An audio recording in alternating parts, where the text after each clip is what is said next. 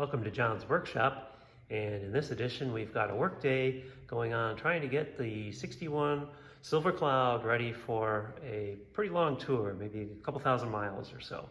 We've got a whole list there you can see taped to the window of things that we're going to try to get done today, and there's the list. So hopefully we can get that all done. There are a number of items on our list, but in this video we're just going to focus on the brake system related items.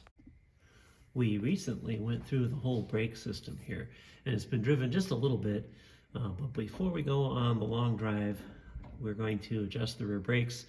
So here we are with the wheels off the ground, and we're looking at the rear brake adjuster here, which is right here, and that's just a half-inch wrench.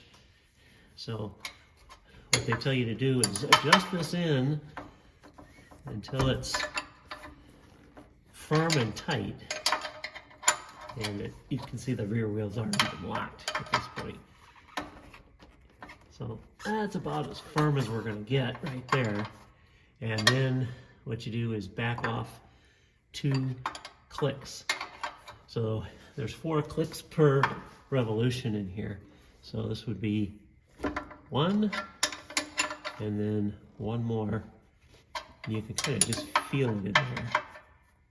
Boom. There, it's kind of a little bit loose, and you can see the tire is loose. So actually it really was pretty well adjusted before. The right rear is adjusted properly, and we're going to do the same thing over on the left rear. When we went over the brake system, we disconnected pretty much every cotter pin and joint in the braking system, and before we went on this long drive we wanted to look through, make sure that every cotter pin was back and in place. So we started on the left hand side here where the brake pedal is, and this is on the bottom looking up, and you can see that's the first cotter pin, and we wanted to make sure that was in place. Here's the lever that transmits across underneath the car, and checking that cotter pin to make sure that was in place. And then here's the linkage over on the right hand side of the car. You can see the 2 here, and then here's the top, which connects over to the top of the servo. This is another view of that same cotter pin, and that looks to be in place.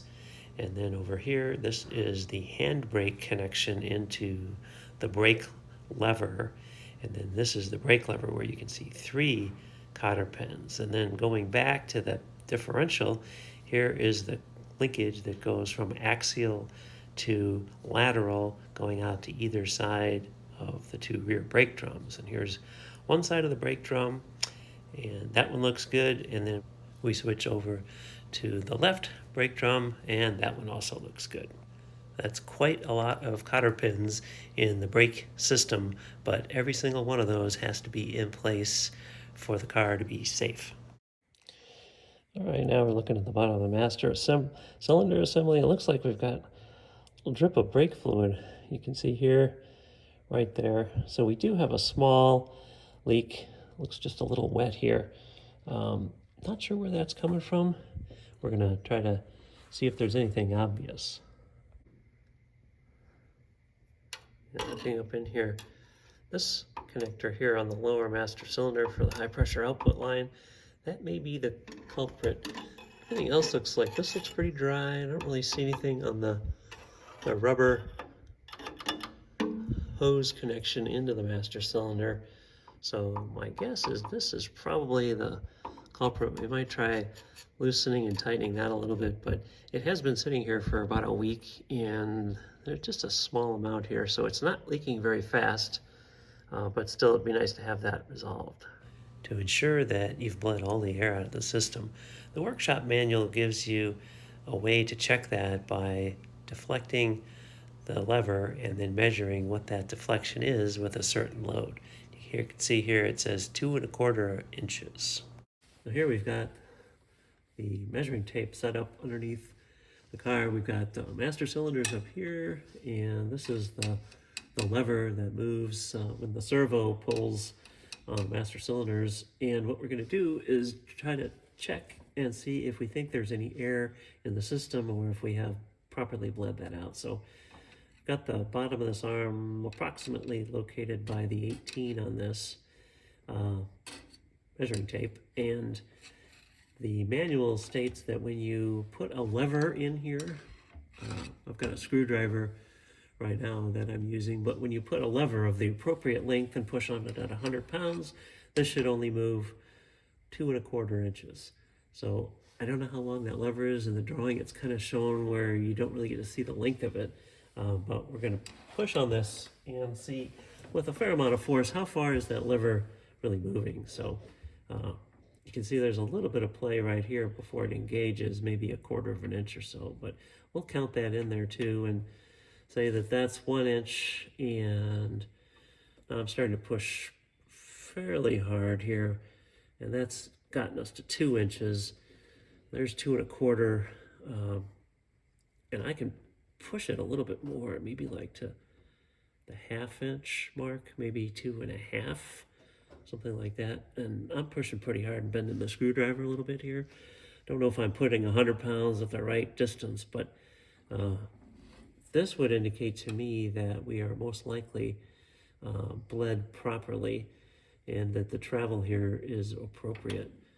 All right, another application there. So maybe we're 1/4 inch over the spec there, but we did have 1/4 inch of play at the beginning here, which could account for that.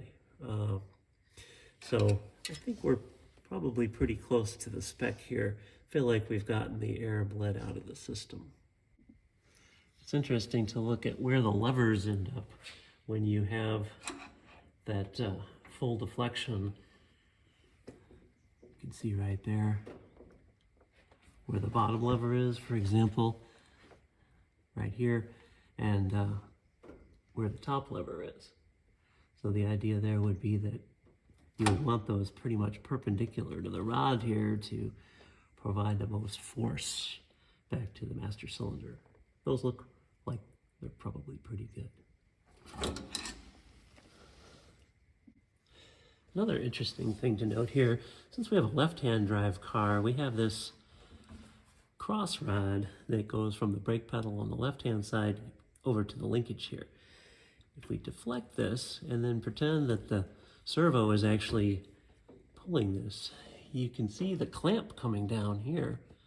And that clamp, the reason you put it at the top there is because it could easily get caught up in this linkage here.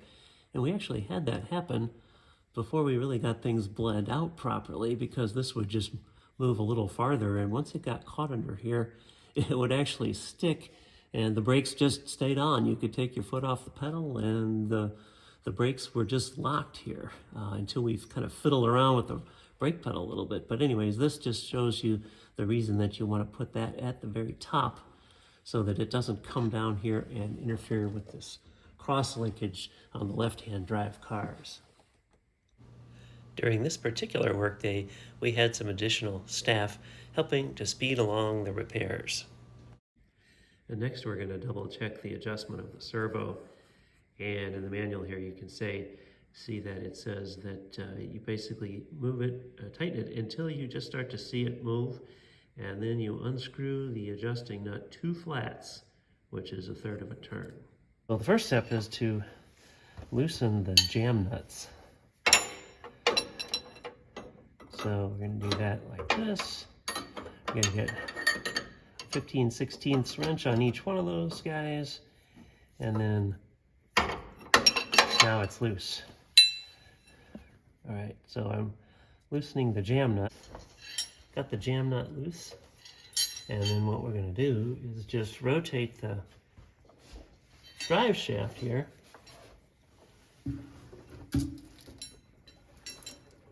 And you can see that nothing is grabbing here. All right, so I'm going to tighten this a little bit. And we'll see. Still nothing. Okay, and then tighten a little bit more. Still no grabbing.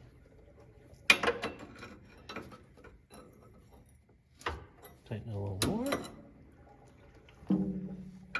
Nothing. Nothing.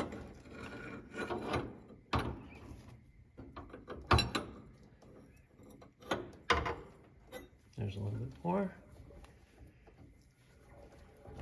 Okay.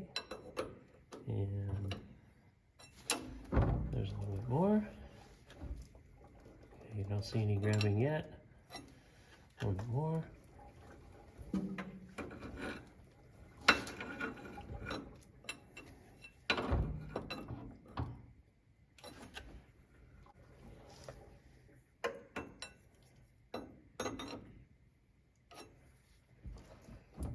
Oh, there you can see, now it started to grab. Right, so what you want to do is back off 2 flats, they say. So this flat is here. Okay, so there's 1.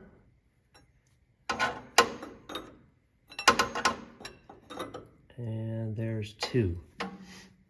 So now we've got it adjusted properly. So we want to hold this.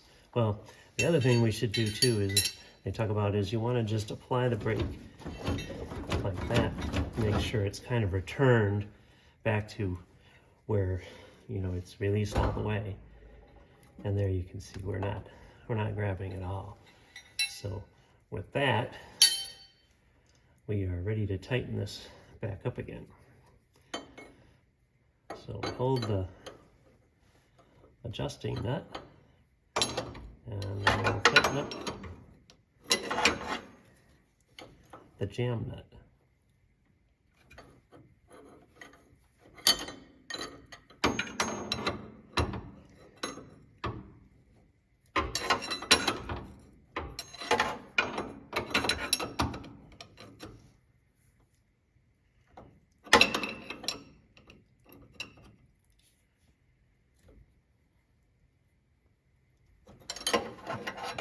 These wrenches are not exactly as thin as I would like, but we can still make it happen here. Okay, and so now that's jammed together with the proper adjustment, and just to verify we're not dragging like that. So we're all set with the servo adjustment. When we were reassembling the front brakes, we noticed that one of the shake back stops shown here was moving at too low of a force, about 15 pounds, when the rating is really supposed to be between 20 and 30. So we took this apart. You can see where we roughened up the metal there on the shoe, reassembled it, and then in order to put it back in, there's a little bit of a trick to getting it reinstalled. Here's the tricky process to get the front shoe back on. So I'm holding it upside down. It actually goes this way, but I'm holding it this way, and I'm going to put this goes like this, like that, and then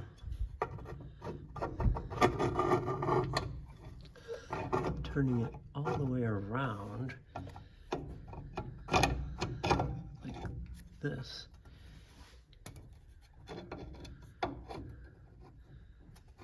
You can see it.